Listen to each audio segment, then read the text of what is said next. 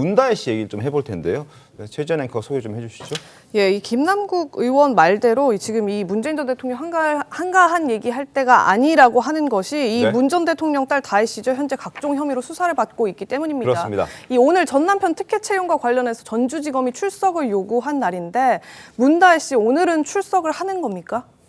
알고 계십니까, 조기현 의원님? 의원님? 저는 뭐 따로 특별히 좀 들은 것은 없어서요. 아마 글쎄 아주 특별한 개인적 사정이 아니면 출석할 것으로 보이고 아니면 있다고 하면 뭐 조율하지 않을까 싶습니다. 근데 어쨌든 뭐 이 수사 자체를 피할 수는 없고, 근데 최근에 음주운전 문제도 있었고 숙박업소 관련된 여러 논란이 본인한테 제기돼 있는 상황이기 때문에 어쨌든 법률적 대응을 여러 차원에서 종합적으로 검토해야 되기 때문에 아마 변호인이 검찰 측과 협의하고 있지 않나. 아직까지 뭐 출석하겠다라는 메시지조차 나오지 않고 있기 때문에 아마 불출석할 수도 있을 가능성도 배제할 수는 없는 그런 상황인데, 문다혜 씨가 받고 있는 혐의들이 상당히 많죠. 음주운전, 불법 숙박업, 그리고 여러 가지 또 방금 전에 검찰에서 지금 조사하고 있는 전 남편의 특혜 채용과 관련된 부분, 그리고 영등포 경찰서도 불법 숙박업과 관련해서는 이미 내사에 들어갔다라는 부분. 그러니까 음주운전, 전 남편 특혜 채용과 관련된 어떤 부분,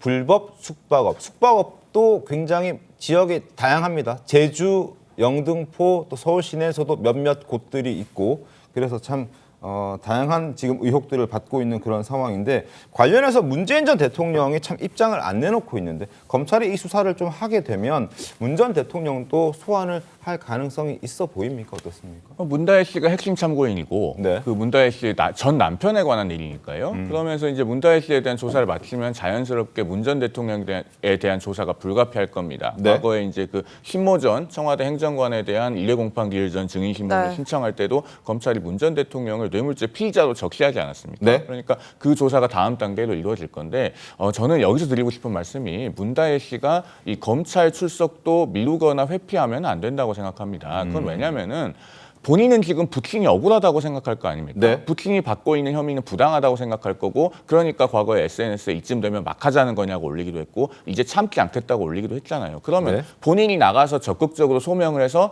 내 아버지에 대한 혐의는 부당합니다. 이러이러한 점에서 뭐 사실이 아니거나 오해입니다. 이런 것들을 적극적으로 소명을 해야 되는데, 오히려 계속 출석을 안 하고 이걸 미루게 되면 어떻게 됩니까? 그럼 문 전 대통령이 받고 있는 혐의와 의심은 장기화될 겁니다. 그런 것들을 국민들께서 그러면 여론이 어떻게 형성이 될 것인가를 생각을 해보면은 문다혜 씨가 조사를 회피하는 태도는 부친인 문 전 대통령에게 아무런 득이 되지 않는다. 이 말씀을 드립니다.